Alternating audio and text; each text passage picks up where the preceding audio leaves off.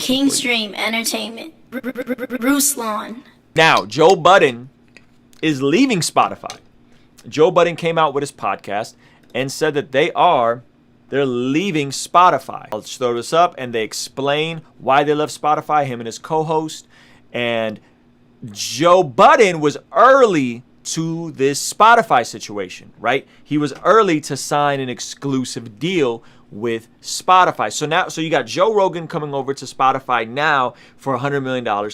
And while Joe Rogan is coming over here, seemingly getting censored, again, maybe it's self-imposed, maybe he was cool with it, maybe it was prearranged, I don't know. You got Joe Budden, who had been there for 2 years and is saying, yo, I'm out, I'm bouncing. Why is he bouncing? Because he felt like, hey, I got in at a reduced price. They didn't really pay me what I was worth, or what we projected to be worth at the time. And they didn't give us our bonuses. They didn't buy us it's a hilarious episode. You should check out Joe Budden's podcast. He talks about them like offering to buy them Rolexes and then saying those Rolexes are too expensive and can you buy used Rolexes. He talks about them not hitting their bonuses even though they hit all the numbers while being number one. And then a lot of these other podcasters coming in and getting, 250 million, 100 million podcast networks, not podcasters, but podcast networks. He didn't mention Joe Rogan by name, but he did mention all this. So Joe Budden, what it appears is they came back at the end of the negotiation. What happened? Well, then they offered him more money, but at what expense? They wanted to own the show outright. They wanted to own the show outright.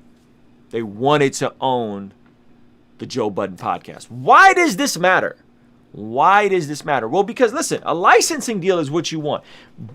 Independent artists, producers, right?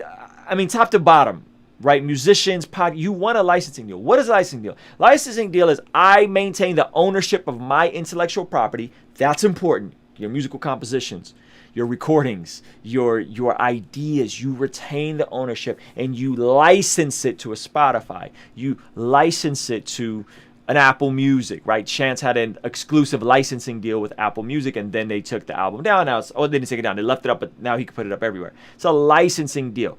That's good. That's really good, right? If a movie wants to use your song, it's called a sync license, which I make a lot of money off sync licenses by the grace of God. If they want to use your song, they get a sync license. They get a license. They don't own that song. They don't buy it off of you, right? And some movie houses they'll be like, hey, we can, we'll give you $10,000 to own the actual recording and everything about it, or we'll just slide you $1,000 and you can relicense that song if you make music that fits good in the movies and that kind of stuff. This is good. It's important.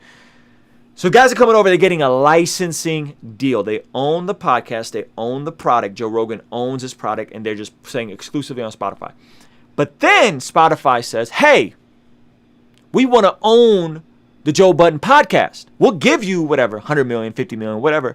But now we want to own the whole thing. Woo. That's really interesting. That's really, really interesting. Why did they want to own the whole thing? Well, because then they can tell you which ads you got to talk about. They can tell you which ads you want to talk about. They can control the creative direction of it, and they get to ultimately own that IP. They're basically trying to buy you out.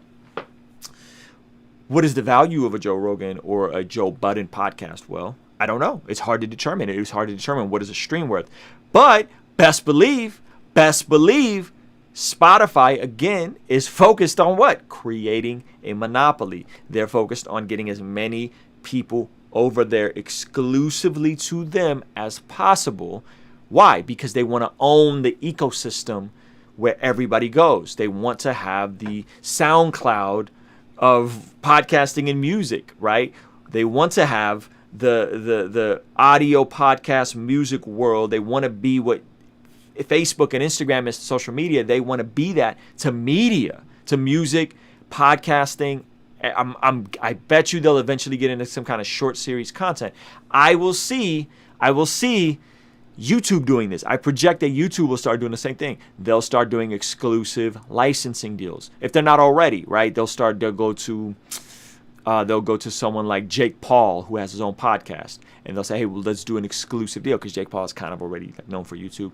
Don't put your podcast on Spotify, don't put it on Apple Music, let's do an exclusive deal. This is good in that it's sending a ton of money into these spaces that were uncharted territories a couple years ago, right? Podcasts were, but it could be problematic because it's the same old game. What do I mean? This is the same major label game. This is the same industry game. Hey, instead of saying we want to partner with you or we want to license your IP, no, we just want to own it outright. Here's a big bag. That's what major labels do. They say, hey, here's $100,000. We want to own the master recording to your deal.